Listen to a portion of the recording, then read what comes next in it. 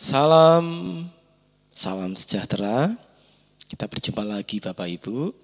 Mari kita masuk dalam saat teduh, kita berdoa. Tuhan Allah kami, Tuhan kami Yesus Kristus, Sang Juru Selamat hidup.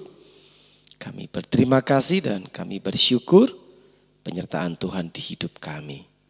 Saat ini, dalam saat teduh ini, kami memohon Tuhan memberkati kami.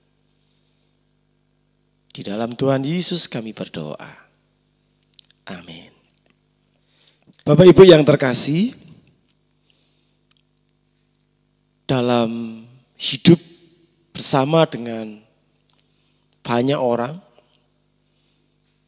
sebagai makhluk sosial, hidup bermasyarakat, tentu kita bisa mengalami banyak hal. Salah satunya adalah merasa dicurangi oleh teman, oleh saudara, atau oleh orang lain. Rasanya tentu tidak enak ketika kita tahu bahwa kita dicurangi. Atau bahkan mungkin kita juga pernah berbuat curang pada orang lain.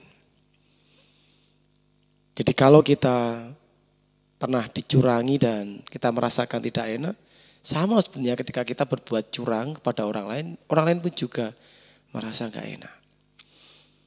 Nah, saat ini saya mengajak Bapak Ibu untuk belajar dari Yakub. Yakub pernah merasakan mengalami hal yang tidak enak. Kita belajar bagaimana ketika kita dicurangi. Hal umum adalah membalas. Hal umum adalah membenci. Hal umum adalah kemudian menolak, menyingkirkan orang tersebut. Nah, kitab Kejadian pasal 31 akan saya bacakan ayat yang ke-7. Tetapi ayahmu telah berlaku curang kepadaku dan telah 10 kali mengubah upahku, tetapi Allah tidak membiarkan dia berbuat jahat kepadaku. Ya, Yakub bersama dengan Laban. Ada sebuah kesepakatan, Yakub bekerja pada Laban dan Laban akan memberikan upah. Nah, ternyata upah yang dijanjikan itu terus-menerus ada perubahan. Dikatakan di sini bahwa Yakub telah dicurangi. Hal yang menarik adalah ketika Yakub menyikapi itu. Allahku tidak membiarkan perbuatan tidak baik itu. Ini yang bisa kita tiru. Allah tidak membiarkan perbuatan tidak baik. Nah, tugas kita adalah terus untuk memelihara hidup ini agar kita tidak kehilangan semangat untuk melakukan kebaikan.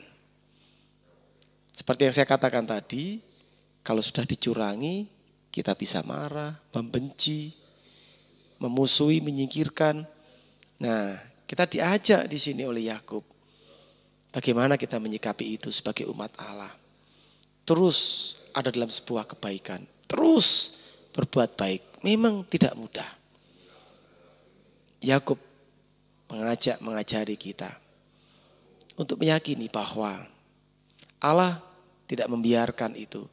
Karena Allah menghendaki manusia, kita semua hidup dalam kebaikan. Ini harus kita catat. Jadi kehendaki Allah adalah siapapun ada dalam kebaikan Allah. Hidup dalam kebaikan. Hidup dalam sukacita. Hidup dalam damai sejahtera. Tuhan memberkati kita. Amin. Tuhan Allah kami mengakui kami manusia yang terbatas dan rapuh. Kami pun juga bisa berbuat curang pada orang lain. Dan kami juga mengakui ketika kami dicurangi. kami merasakan hal yang sakit. Kami belajar dari Yakub bahwa Allah kami adalah Allah yang mengasihi dan tidak akan pernah membiarkan perbuatan-perbuatan tidak baik itu terus-menerus terjadi. Mampukan kami untuk selalu memiliki kesediaan, kemauan dan kemampuan untuk terus berbuat baik. Untuk terus hidup dalam cinta kasih Tuhan. Terima kasih ya Tuhan. Di dalam Tuhan Yesus kami berdoa. Amin.